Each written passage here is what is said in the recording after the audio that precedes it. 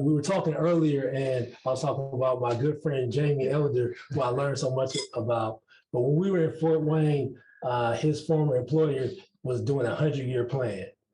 So he was planning out the future of Fort Wayne and the residents there again for another 100 years. So we need to think that far into the future. So this is the first step in that quest. So we named the smart cities, and when people think of smart cities, usually they think of technology. And although that's part of that, it's kind of the tool that's used to get to some sort of goal. And so we'll give kind of a brief definition of what SMART is in the technology space. It's self-monitoring, analysis, and reporting technology. So again, that's a small thing. It can be good, it can be bad. Nobody just wants cameras and sensors all over their neighborhood. But we do see how technology, cell phones, the reason we're able to be here tonight, can be beneficial. So we're going to start by laying a foundation, and this is the definition of the International Standard Organization of what a smart city is. A smart city continuously strives to improve social, economic, and environmental sustainability outcomes. It responds to challenges like climate change, rapid population growth, and political and economic instability by engaging with society, applying collaborative leadership methods, working across disciplines and city systems, and using data, information, and modern technology. So that will be the basis for discussion tonight. So we'll start off with Kathy. Kathy, as the leader of the Tech Hub and this Milwaukee Tech Week, we'd like to start off with you to say, how do you frame Milwaukee as a smart city? Yeah, well, first I'll start with Milwaukee really is a strong tech city, right? And we have all the assets in place to be able to capitalize on the data that we have to be able really to transform the city. So Milwaukee, which is surprising to some, it's 80,000 tech employees. It's 9.5% of our economy. And we really are continuing to grow that rapidly. And on Monday, we celebrated 2 years of the coalition, and we had the CTO of the Buck speak about the making of a champion and the what it takes to transform our region. It's really multi-year journey. If we all think about what the Bucks were like 6 to 7 years ago, right, and where they are today, we have the opportunity in real estate, in tech, et cetera, to totally transform and come out as a city of champions on all dimensions, right? And I think the other thing I would just say is that Milwaukee also has a very interesting background in that we're a large manufacturing base historically, and we have a number of products around that are actively using sensor data, et cetera. And actually, we're kind of a net exporter of smart technologies. Whether we're talking about Johnson Controls or Eaton or Badger or Generac, all of those are kind of physical products into which data has been infused, and we can now make better decisions as a result of it. So Milwaukee really has a wonderful base on which to build as we, look at the next 100 years on how do we make really transform the region. Thank you. And so, Jamie, you lived in 5 cities in 5 years. I think you added 6 to that now in Dallas. So, how has your kind of world travels influenced what you're doing now? Yeah, I travel. I always joke, it's like I move twice for the money and twice for the honey. So that's a common saying. But I'm in Chicago, not from Mike, by the way. And so, but the key influence is this. I always said that my first time I left Milwaukee is actually for the military, and I was a Rufus King graduate, class 2000. And then I went straight to the Army, and because my father gave me 4 options. Either I was a bad kid doing bad things, there was no dating countries for my life, opportunities. And so either go to college, get a career, go to the military, go to jail. And I was on my way to jail at that point. And so when I got the opportunity to go to the military, it basically broadened my horizons beyond anything I could possibly imagine. I met people from Israel, met people from Florida. I'm like, oh, there's a diversity in African Americans. Like people in Florida are not like people in the Midwest. People from LA are not like people from the Midwest. And so that gave me, like, my father passed away, I had the courage to then take my inheritance and buy my first company. I was 21. So the first 100 got job franchise in Wisconsin. And so now as we evolved and became more entrepreneurial in the city, now when I go to places like DC and, you know, Chicago and Dallas, and I just left this morning, I was in Maryville, Indiana, kind of like the extension, the next chapter, this type of conversation they had down there where they had, you know, a senator, they had Aspen Institute there, they had a congressperson there, they had a gentleman who's building data centers there. One of the things we always got to look for is that I think what Milwaukee's getting better at is having champions of change, and then also having quarterbacks. If you go over the things that were lacking in the past, that I think we've been doing better on now. It's like, so Q is definitely a quarterback, right? You know, Dan is a quarterback, and everything that you know, you're all quarterbacks in what you've been doing. I feel like we kind of still lack those champions, though. Now, me and Q learned a hard lesson not having champions in Fort Wayne. We tried to invest, and it's 18 months, a lot of waste of time and money. But having those champions in what you're trying to do, because ultimately, we have a lot of conversations about the how, like whether it's technologies, whether it's entrepreneurship, which is what I do. But ultimately, we have to look at how we have shared prosperity amongst our population. And so how do we achieve that? It has to be the ultimate goal. And then what we do has to always go toward that purpose. Yes, can you talk a little bit more about your acquisition entrepreneurship? Because that's something that we don't think about. And as we have a lot of baby boomers that are retiring, we have a lot of these small shops here in Milwaukee. Like, what does that mean? And what can we do in the Midwest to help out? Yeah, so I learned acquisition entrepreneurship because my first startup was I was 21. I did a franchise because I know anything about business. We didn't have accelerator programs back then. There was no business model canvas. It was like SBA or die. And so learning on my own, being kind of self-taught entrepreneurship, I was kind of in that mode. I kind of like the mode we still have now. I feel like the movie, The Facebook or The Social Network. We still live in that mentality. Like, I'm gonna have, you know, give me a bunch of money and I'm gonna make billions of dollars. And what I ended up learning when I went to DC, I worked for Stand Together Foundation, which is part of the larger Coke Industries. And, you know, I got the chance to meet with Charles Koch many times, and he just talks about like I'm an idiot. You'll never see entrepreneurship or innovation in all my pamphlets. All I do is acquire companies. I have a set of management principles. I drive my management principles into those companies, and I grow them like 10 times over in 10 years. So that's how you go from $26 million to over $125 billion. I'm like, okay. I don't know how to buy a $3 billion company, but thank you for that lesson. Once I got to Fort Wayne, I worked at a private equity firm where they were buying like $10 to $15 million companies. I said, oh, this is more understandable. And then my business partner, Isaac McCoy, said, read this book called Buy It and Build. And that's what I recognized for like, oh, I could buy $1 million company for $90,000. So I felt like, I'm stupid. Why am I spending all this time and money and trying to be a startup entrepreneur, where I learned from Ambassador Enterprises, there's companies that have been operating for 40 years, great machine shops, great home improvement companies, great healthcare companies, great IT companies. And all of these in the Midwest, well, we have a lot of old people. Old people want to retire and go down south. And so we've so far been very successful. And working with, so we have our company called I2J Group, and what we do, we approach older entrepreneurs and we say, hey, we want to save your life's work and preserve your legacy by acquiring your company and preserving the jobs and growing them within the communities. Because if you sell it to a larger firm, it might disband it. If you might sell it to an overseas firm, it might disband it. And so we closed our first company in August in Dallas. I literally got a call from a banker today. We're going to go into Milwaukee. Yeah, and it's also a thing that, when you talk to somebody who really care about their legacy, they can care less about your age, your race, your politics. I've sat in meetings with people who with like MAGA signs behind them. They're just like, if you can cash me out, I'll sell it to you. And so we've been working on that for the last year, and it's been going very good. Thank you. And so, Dana, Yeah. I just have to say, congrats to Dana. She raised what, $13.5 million. Yay.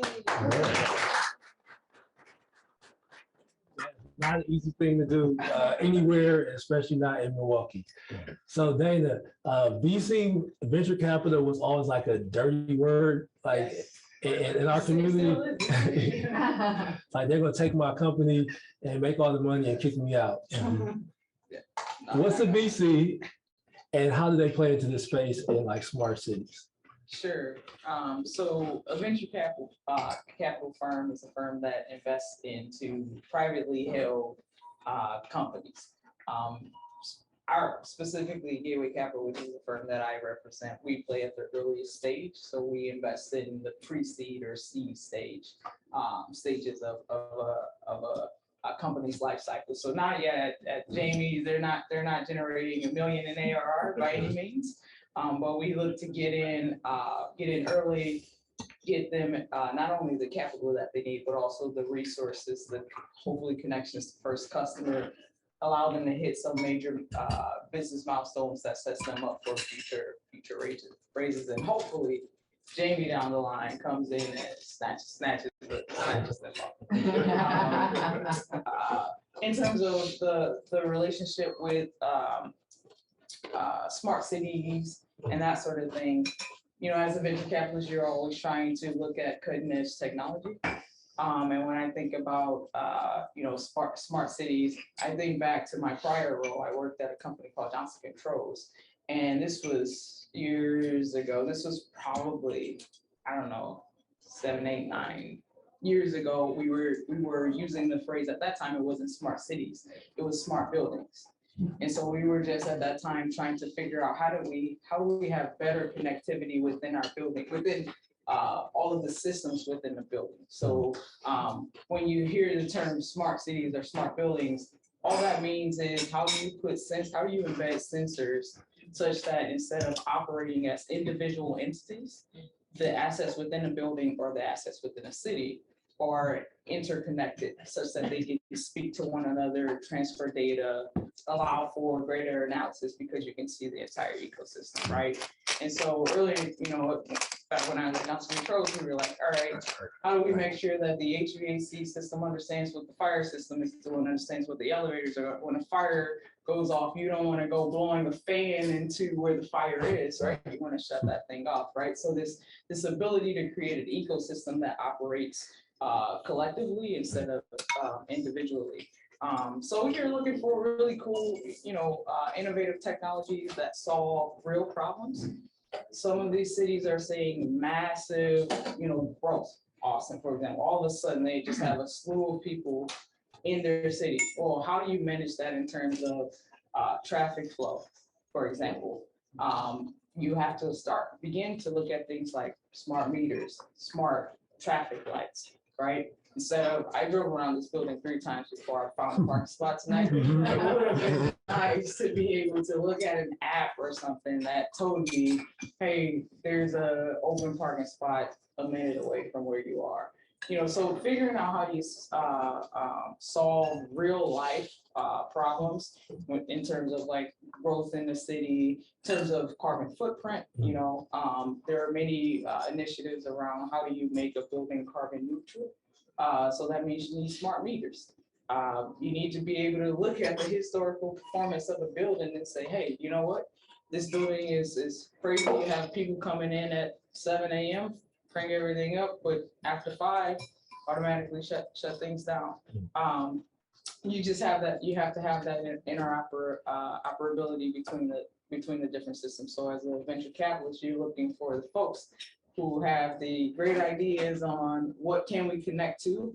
And then the thing that I'm always interested in is all of this is existing infrastructure, and that's what creates the complexity in the problem. You're not going to rip that building down just to make it smart, right? You're not going to rip out the entire control system. It's just costly to rip out the entire control system. So people like you who are building new buildings and developing new projects, you guys have to be the forward-thinking ones to say, all right, we have an opportunity to do something unique in this particular building as we're building it. So it's at the forefront of the project. Now, I think that gets a little complex, and that's why I said it's probably gonna have a question for you. So oftentimes on these projects, the person designing may not be the same person that's gonna own and operate the building later. So how do you incentivize? And I think it's beyond the people on the project. It probably takes like some local involvement as well. But how do you incentivize the designer or the people working on the project to want to do something like, let's make sure that we have smart meters in this building, right? When that's probably going to add cost to the project. It's probably going to, depending on what you're trying to do, you may extend the project life cycle or the project timeline. When really, I just want to do this as cheap as possible and get off this project, right? So I think that's the complexity that kind of plays into this. And that was something that I saw as I was selling control systems to folks. I'm like, oh, we have this cloud hosted building management system and we can do all these things. Yeah, we got everything. Well, I'm not going to do that. And to answer your question as best as possible, I'm going through this right now. It is hard to convince construction developers that these things are needed because, as you said, they're looking at timeline, getting it in place of service, and then the eventual costs.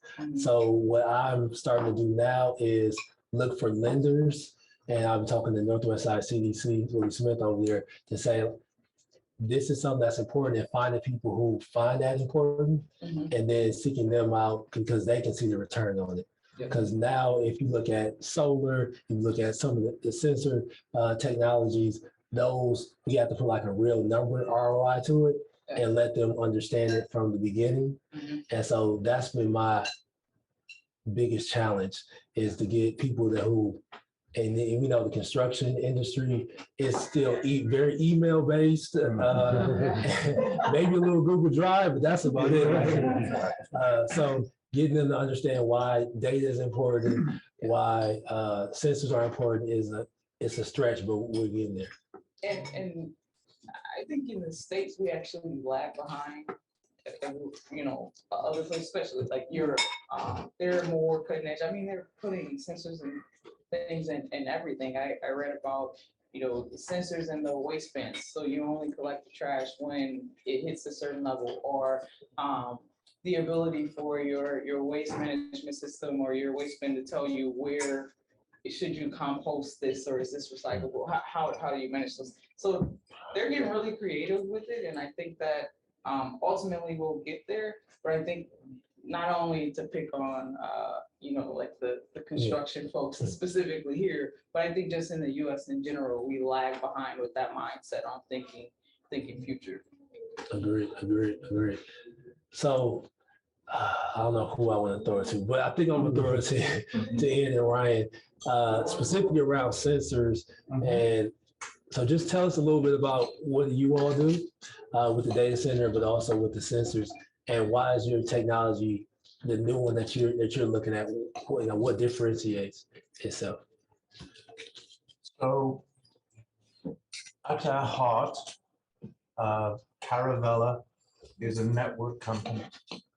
So we look at a city and as a network of communities, and essentially different networks. It's like having a big operating system for a whole city. And then you can replicate that operating system in other cities. Doesn't matter where they are. So we have expertise in multiple different types of networks, such as Wi-Fi, such as Ethernet, such as one of the ones that we're doing a lot of research and development into is called LoRa. That's an acronym for long range, low power. And that is particularly exciting because we're engaged with the development out of Connecticut, working with that type of network for bringing new services to those people living in the development. And that's what we intend for the community within the corridor, to place an antenna on the roof of one building and then place sensors throughout your development that will help maintenance, save money, bring new services to tenants, will allow management of water by metering, management of heat consumption, which particular apartments are consuming more heat than another one, you know, all of these different things. So that is data that you collect, and it has a return on investment. And it's a relatively inexpensive technology because the sensors are things like that, and that's a $40 sensor, and it can do multiple different things. So what can that sensor do? Well, I'll get to that. Okay. So what really is exciting and has captured my imagination is the peripheral services that you're able to provide to the surrounding community. So we're all familiar at this table with 32nd and Center Street, and it's a part of the community that needs raising up. So with the antenna on the roof of your development, you can extend a sensor range for 2 miles in any direction. That's pretty interesting. So you see a sensor like that that measures moisture and temperature, and you pair it with a sensor like that, which is a water sensor. You can put this in the basement. You can put this in the roof. You can place this one anywhere you please, or you can put this under a sink if you want to in the kitchen or in the bathroom. And you start collecting data. And you know that there is a water leak through penetration in the basement when there's been a big rain, or there's a hole in the roof. And you all of a sudden are able to determine what conditions will lead to mold, which is a big problem in old properties, right? And tenants who live in a landlord's property say, well, you don't care about my property because I've got mold. And the landlord goes, I didn't know you'd got mold. And the city of Milwaukee says, what do you mean you've got mold? If you send the data from these sensors to everybody and say, this is happening in this particular property, water leak is leading to mold in this property, the landlord's got that information and he knows that he can go and make repairs to the property and preserve his investment. And Milwaukee social services go, oh, you know what? Maybe I should reach out to this landlord and offer him a loan so that he can make repairs to his roof if he doesn't have the funds to do it. And all of a sudden you've got these 3 different entities all talking to each other because they've got the same data that tells them exactly what's going on in those properties. And it's a little bit of a head-slapping moment because you can extrapolate that solution to any city in the country that's got, you know, people in older properties or landlords that have all these properties. And how do you manage all those properties? You don't know what's going on in each of those properties. And the beauty of these is that data uses a wireless network that is very low power but long range, so it can reach that antenna, but there's no way you can get any kind of personally identifiable data, no video, there's no security issues because it's a different kind of wireless data. And then you haul that information back to the cloud, and I can pass these around. If you want to shoot these with your phones, there's a QR code on there. Can you pass those down, Falamak? And it gives you an idea of exactly what the data looks like. And I'm not sure how we're going to do this with the camera, but it's Figure out. but we have a dashboard, and we've got one of these sensors. We've got multiple other sensors, and you can see the data in graphical format of exactly what's being produced. So you can imagine a landlord goes, oh, look at this graph. The moisture level in this property is going up. I think I've got a water leak. and he can proactively go and do something about it. Now, to me, a smart city is what the city can tell me about what's going on in individual buildings and also along the riverbank, along the lakeshore, the water lines underneath the streets. Is there water leaking because there's a break in the water mains? So it's not me telling stoplights, okay, you got to synchronize, you've got to turn on the street lights at such and such a time. To me, a smart city is what can that city tell me about things that you wouldn't otherwise notice until they go bump in the night, until a property falls down or there's a flood or there's something disastrous that happens because of a combination of those things. So that is what we want to do in your development and also in the city of Milwaukee and other cities around the country. That network is already there. The sensors are already in existence. All you got to do is put a little bit of analytics to the data, connect the different databases, talk to the city government and say, this is how you can save money. This is how you can lift the whole segment of society by improving their living conditions. That to me is very attractive. And that's kind of where we're going. It's not rocket science, but it takes putting together. It's not expensive. If it was expensive, we wouldn't be doing what we're doing. We'd be talking to some other big company. That's interesting. Milwaukee has a lot of interesting resources that can add to this effort. You've got 3 wonderful schools right here, that can produce people that can produce the software that make all this talk. You know, that's what you're speaking about with JCI, right? Mark Andreessen said that software will lead the world many years ago. He's absolutely right.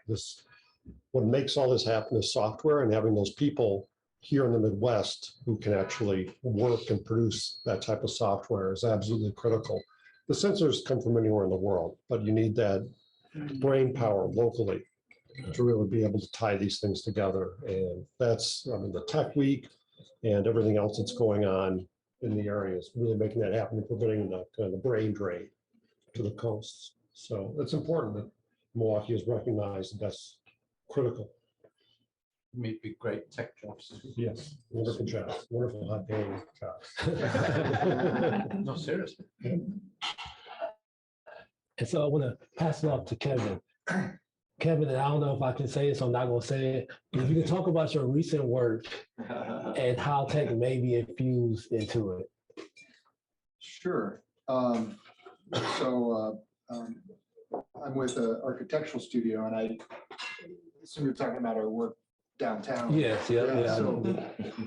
So we're collaborating with the city and many others on an update to the downtown plan for Milwaukee.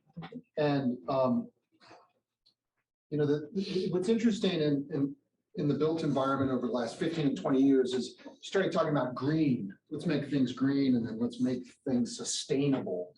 And what I challenge all of us, I really appreciated the definition that you threw out for smart cities, because it wasn't exclusively about technology. There was a holistic representation for what a city is a smart city. And actually, sustainable is a word we don't quite like, because in a way it's like, okay, we're gonna put this building up and we're gonna decide to do less harm, and we're going to do a little bit of good, and it's sustaining, right? It's like the status quo. And what my colleagues and folks that we connect with, the word that we prefer to use is regenerative. And what that means to us is imagine the Venn diagram of technology and matters of culture and society, and then the natural processes, the world that we live in. There's a deep obligation that we have whenever you put a building or impact a place. We have to feel this deep obligation for what our role is. because that thing's going to be there for a very, very long time, a very, very long time. And what regenerative buildings are and regenerative planning is you've got to consider not just that built place, not just technology, but how's this going to affect people's well-being and poverty and education, and again, the natural world.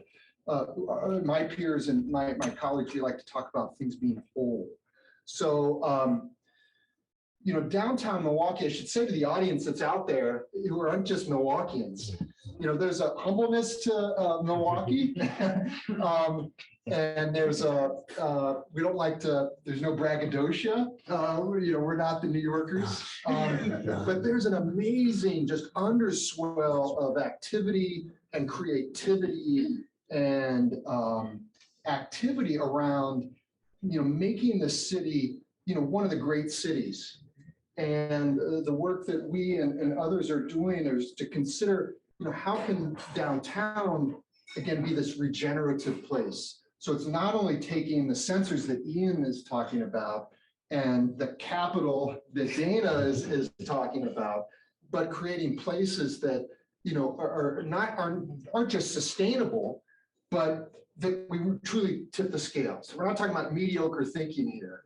And, you know, I'll cite as an example something that's so elemental and simple, and that is the place that we live in. How can we create a more walkable, a more bikeable place? That is, those are the two things that bind most of us together. Not everybody can walk.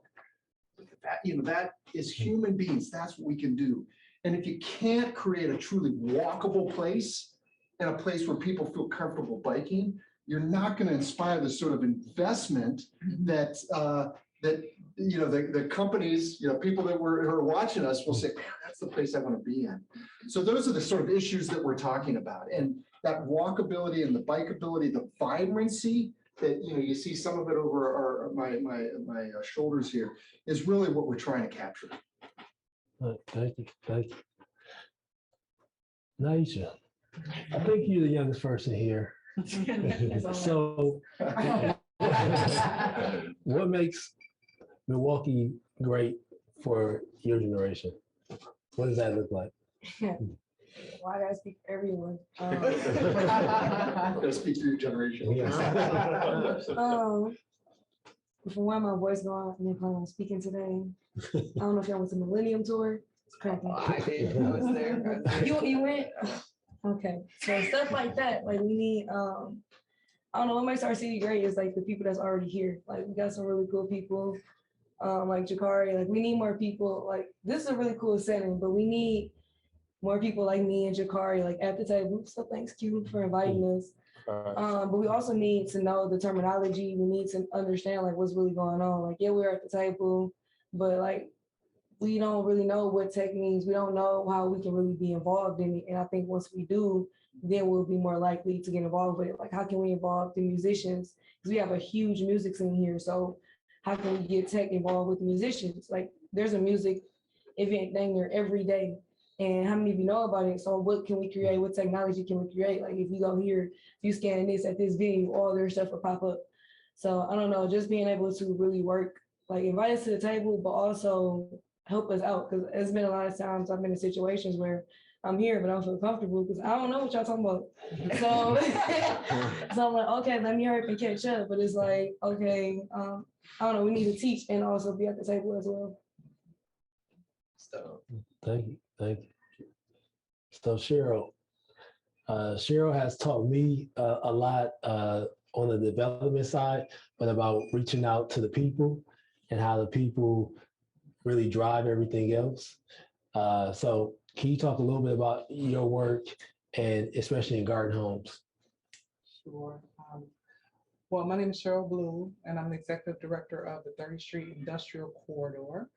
The 30th Street Corridor is 880 acres of industrial infrastructure in Milwaukee that hugs the railroad. It's where A.O. Smith was, and Master Lock, and Briggs and Stratton, and Badger Meter, and Harley, and all these companies were started there in the corridor. And of course, most of the Black people in the city here came to Milwaukee to work there in the corridor from Louisiana, Arkansas, Mississippi. And because of these jobs, blue collar, middle class Black neighborhoods were built in this area. And Milwaukee once had probably the most prosperous Black blue collar middle class in the United States. So of course, these companies left and deindustrialization and things like that. And right now, the area is very challenged. There's a lot of poverty, education, crime, a lot of things that are challenging the city. So our organization is charged with revitalizing that area of the city. And so when I came on board, I didn't have any experience in business or development. I was kind of thrown into the position, but I've been learning a lot as I go along. But I'm a native Milwaukeean, born and raised here. Went to MPS, UW Whitewater. I lived in Philadelphia for a long time. Came home, I was laid off. And I thought I was just spend some time with my family and go back. But seeing the Renaissance happening downtown and all the changes, I wanted to be a part of that. And I also want the Black community here to be a part of that. Milwaukee is officially 40% Black and has the most under 18-year-olds per capita in the United States. So it's the youngest, Blackest city in the country. However, it also has probably the biggest racial disparities in the country as well. And so it's really shameful at this point. And we really need to work to change things, not just for the Black people that live here, but if you want to be a smart city and a tech city, you can't also be, the most racist segregated city either, because it's bad for everybody. It's bad for business. It's bad for the economy, everything. And so we need to figure out how to turn it around. And so the corridor isn't like Menominee Valley or any of these other formerly industrial areas because it is in the middle of a densely populated Black community. So we can't just look at, remediating brownfields and things like that. We have to figure out how do we remediate the people here who have been done a grave injustice. And as I said, I went to MPS. And when I came home from Philadelphia, I was a substitute teacher for a while.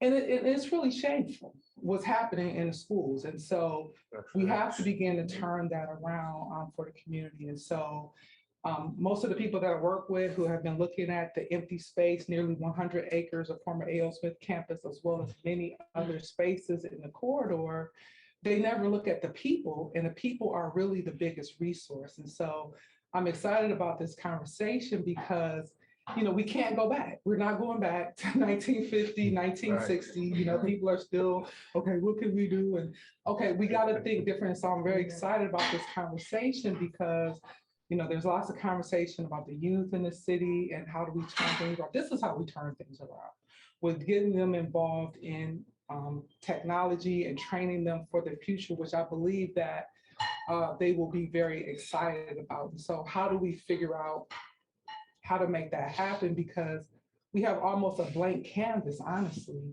in the 30th Street corridor. There's tons of vacant properties, old industrial spaces like the one that Q is revitalizing. And how do we get the young people trained and excited about moving things forward? So we've been working in the Garden Homes neighborhood for about 5 years. Garden Homes is a historic neighborhood, it's on the National Historic Register as well as local. It was founded 100 years ago. It was built by, it was envisioned by Mayor Seidel. It was built by Mayor Hone. It's the first municipally sponsored housing cooperative in the United States. Many of the residents have been there for generations.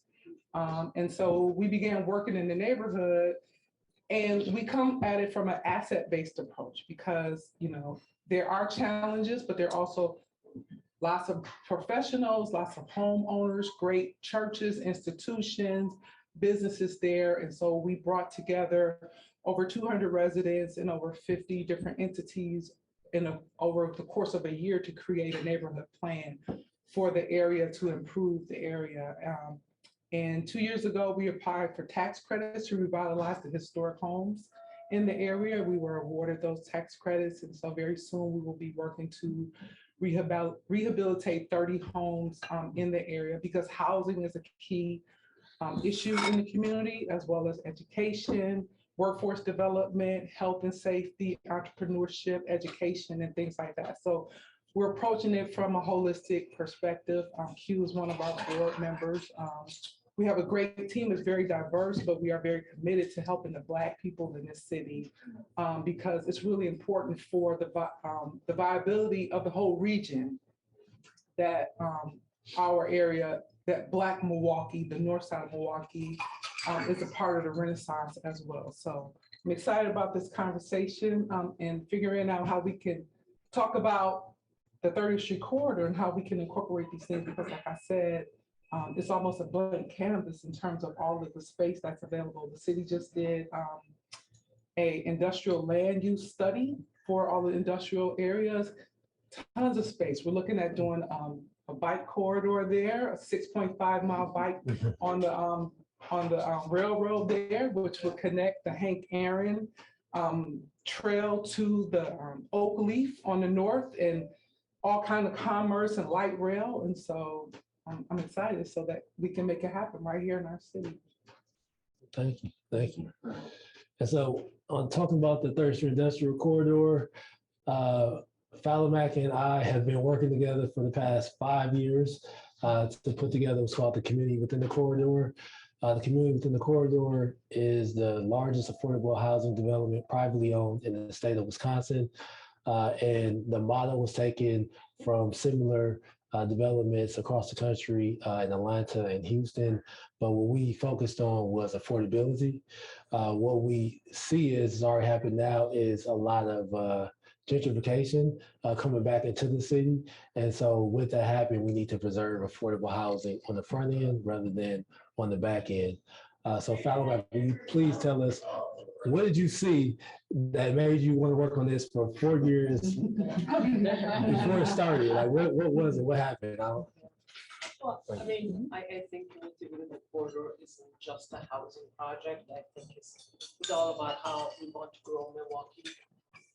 It is really, to me, what Q has done innately where innovation centers start to do, where the mixed use aspect of this project isn't how we think about it like commercial and retail, but really the mixed use aspect really has to do with picking very important partners to really enliven a neighborhood and the housing around it. So you can kind of look at innovation centers, really work with partners to bring them together, such as the educational components of the innovation center. You have to have partners in the art and creative industry to help along with that. You have to really work with the nonprofit organizations within the community that bring everything together. Of course, investors are critical to kind of push this through, but it's all really about building the housing around these centers that would allow our youth not only to have a place to live in and be comfortable, but really see what happens to these innovation centers or tech hubs, if you will, and really model themselves after that. In Community Within the Corridors, Q has really incorporated YES, which is the Young Entrepreneurial Society that he runs, of course, with Khalif, his brother, and the Blueprint Inc., which is a small business, tech and manufacturing business resides there. We also have Creative Corridor and Urban Communities who really bring that creative side that you were talking about in terms of really putting studios together where performances can take place. There are recording studios and all those families who live in these 2 blocks and the young kids that are in those families now really have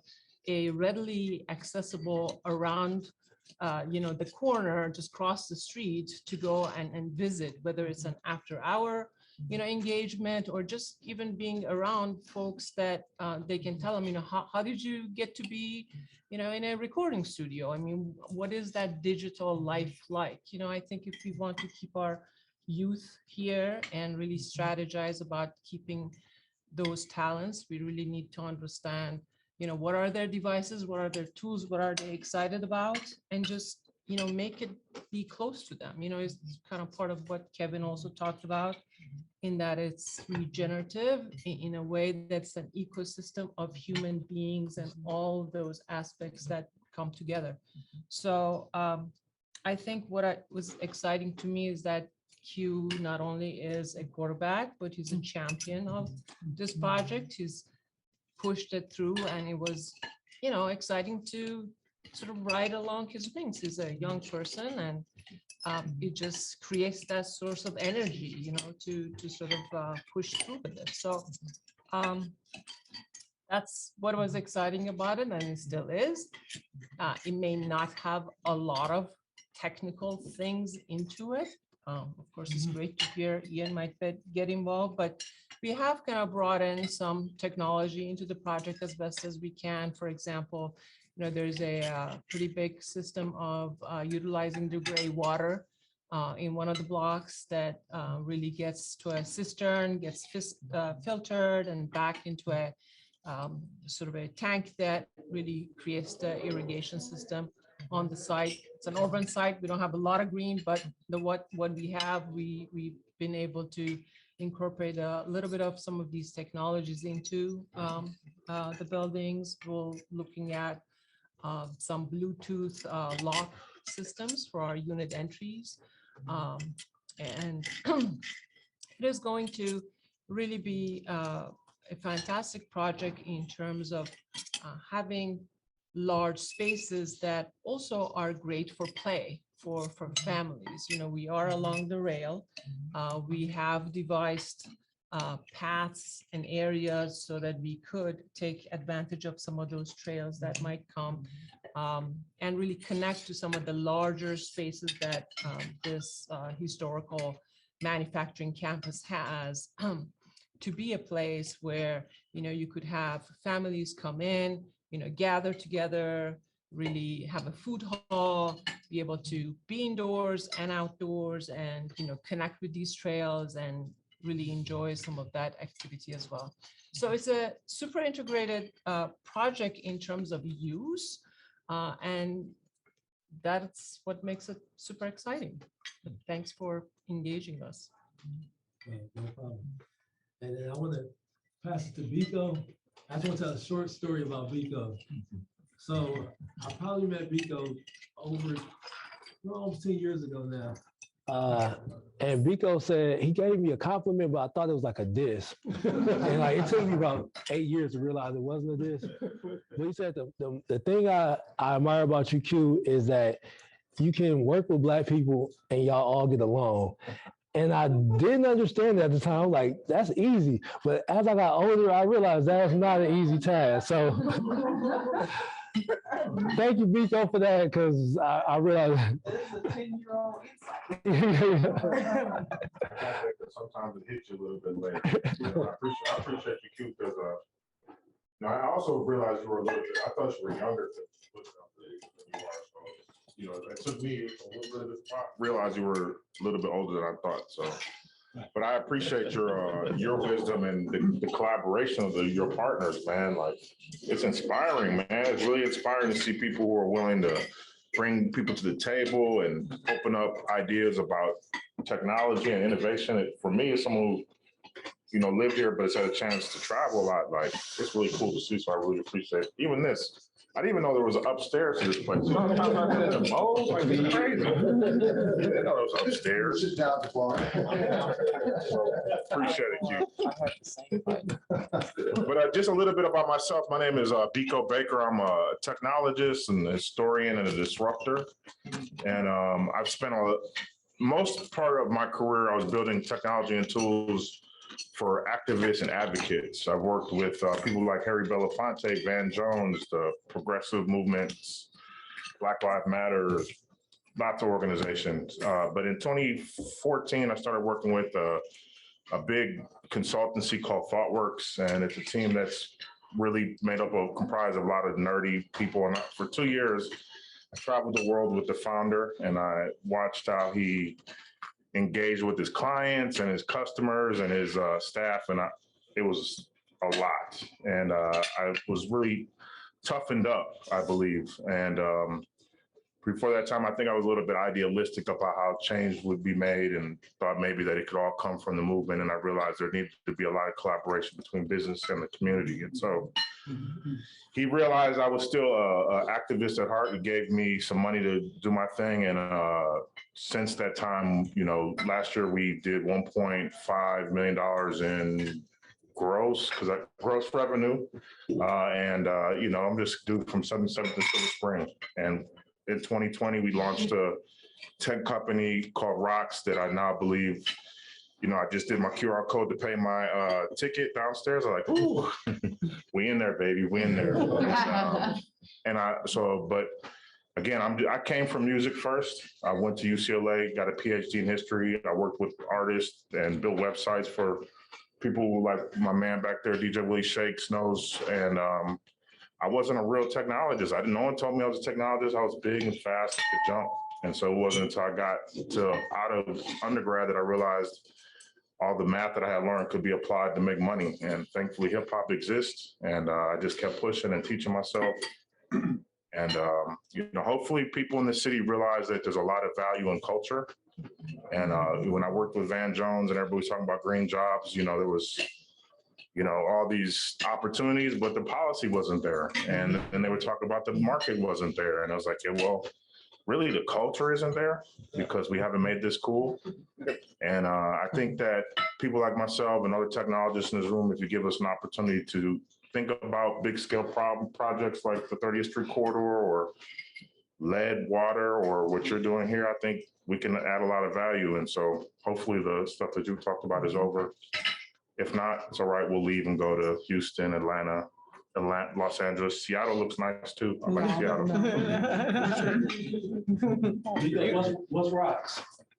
Rocks is a new way to communicate.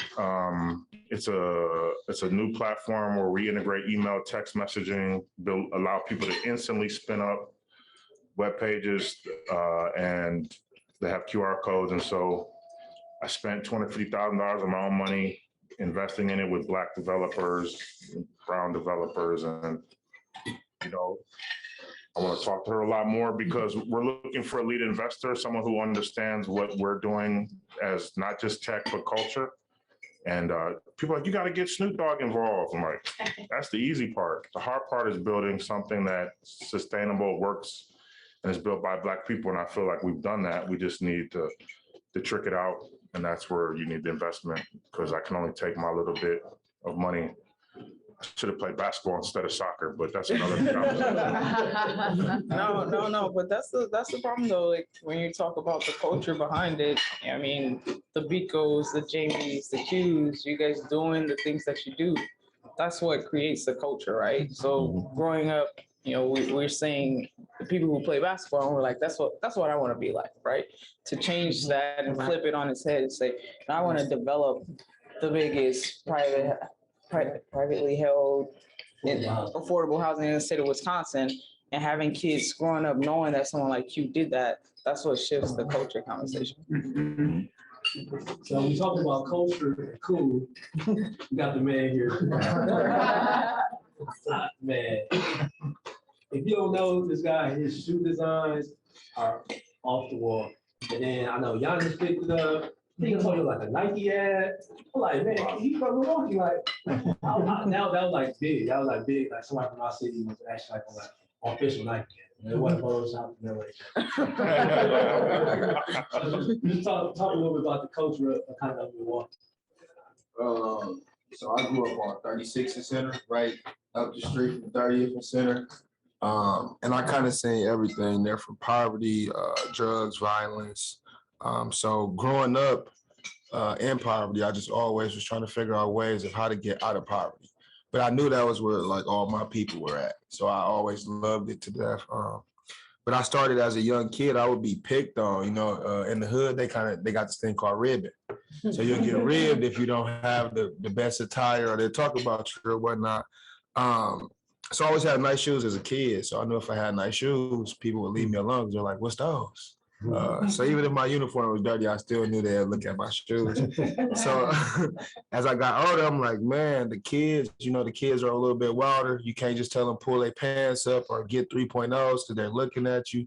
They're a little bit more disrespectful now, we're not having too much guidance or anyone kind of setting expectations for them. I was trying to figure out which way can I reach Milwaukee kids to still be cool to them, but to also get them to understand how to be a great citizen. And there were shoes. Through these shoes, I can get you to get 3.0 GPAs. I can get you to go to school. I can get you to do so much off of me giving you shoes. So in 2013, I started giving kids shoes as a way for them to go to school, is focus on their education instead of being bullied or teased. Doing that from that point to now, we helped over like 20,000 kids with shoes. And what we've been able to see is a lot of kids go from robbing, committing crimes, truancies, skipping school, all to get a pair of tennis shoes, all to get sneakers. And then what we do after we give those kids sneakers, we enroll them into our program where we focus on life skills. So interview do's and don'ts, computer literacy workshops, how to create a resume, things like that. And how it goes hand in hand with Milwaukee is we're big on culture here. So our store, we want the latest Gucci, we want the shirt, the pants, we want the shoes. And I understand it because when you look good, you do good. Whenever you look good or feel good about yourself, you just automatically do better. And so that's kind of where I came in at. I figured it was a way to make kids value education again, make kids value reading, all by offering them something that's $200 or $300 that I'm getting from people like Q, his brother, who is connected to Jalen Johnson that just got drafted to the Atlanta Hawks. And it saves kids' lives because they just want to look good. We have a lot of kids here that's just honestly lost. And they're lost by little things like parenting, the thing that every kid should get, And so when I think about the culture of Milwaukee and I'm in this conversation, I'm like, man, this is so dope to hear tech and to hear about these devices that can help. Because so many kids, they're just looking for help in so many different ways.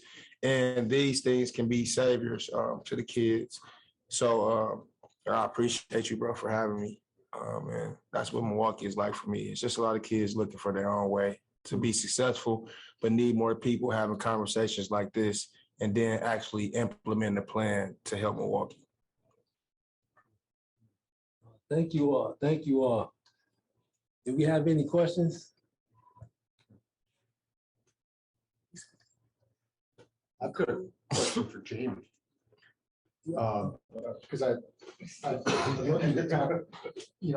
to hear more about champions and just tell us more about the quarterback and champion and yeah, I'd love to hear more. And who can be some great champions in this season. I think the point somebody made earlier, talk about how in the Midwest, that our attitude, we're so humble. And it's just like, and I wasn't so to Chicago, my partner says, like, we're not humble, we're just like passive aggressive. And it's true. Like I remember going to so many like Italian community center events where it's like we're talking about racism, like at the Italian community center. Yes. And so we go there and then we talk about racism and then literally everybody gets like a round of applause and you go in the hallway, that's where the real conversation happens. Like, why don't we have the conversation in the coat room, in the bathroom, at the coffee stand inside the room? Like we're just getting applause because somebody knew how to use trauma in a sentence. So it was a gentleman, it's a CEO here. And by the way, this is why people don't like me to talk stuff. And so it was the CEO of a Fortune 500 here, or actually I heard this. He just says, one way I run my company, and he says, I need a throat to choke. And again, that's a hardcore CEO, but he basically said accountability. And so one of the things I was talking about when I placed all the cities I live in, especially Baltimore, to your point, I got really plugged into Southside Chicago, how the GDs, BDs works. And people talking about, man, I love Lil Durk. I'm like, do you know what Tuka built me? I said, Tuka's a child. who got killed. Do you know, O Block mean? O Block Odell, that's a little child who got killed. And the thing is, nobody is held accountable when children get killed. Nobody's held accountable when children kill each other. Like, it's Saturday. I mean, it have to be Saturday, right? Somebody's gonna die in Milwaukee. It's probably gonna be a black male, black young male. Is anybody gonna lose their job Monday? No. So you talk about not just, so one of the things I learned from that CEO is just like, yeah, it's cool to have all these activities, this, that, but let's put it out there. Like, if all of our housing development programs don't work, if our 100-year plan doesn't work, who's held accountable? Who's gonna actually lose their job? And I worked in state government, right? I would laugh. I would say, wow, we have unemployment rate is about, 20% for African-American males, but DWD has full employment.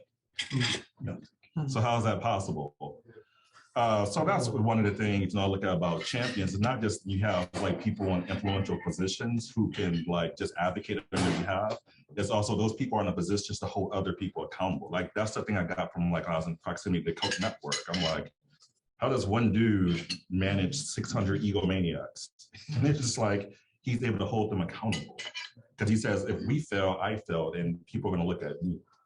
And I think that's the thing. We got that on the Packers, right? Packers lose, Aaron Rodgers, you suck. Mike McCarthy, not Mike McCarthy, where we got our coach now. And so Milwaukee has no accountability partners. And I think that's where we definitely lack. So I feel comfortable coming here and saying, yeah, I'm gonna start a business, but if I don't employ people, nobody's gonna say anything about me. I'm like, I'm Jamie, help you out the hood.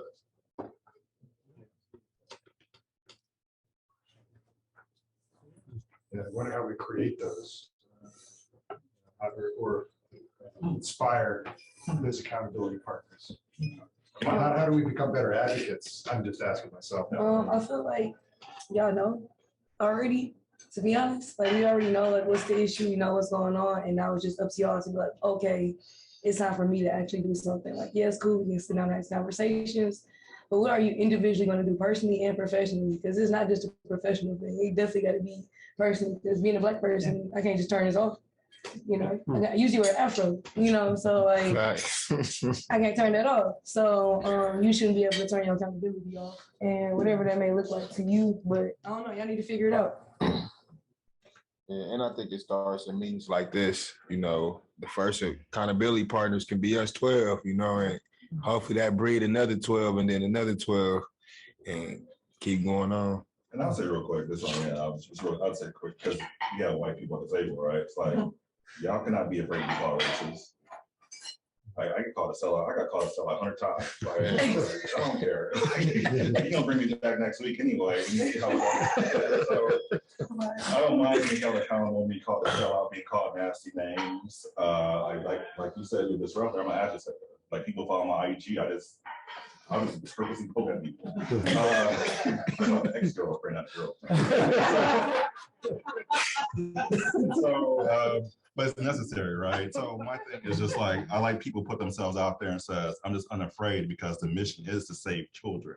If I get called racist in the process by saying, I know I won't allow my child to engage in behavior and conduct that will get them killed, I'm not gonna allow your child to do the same, no matter their zip code, their race, their location, then have at it.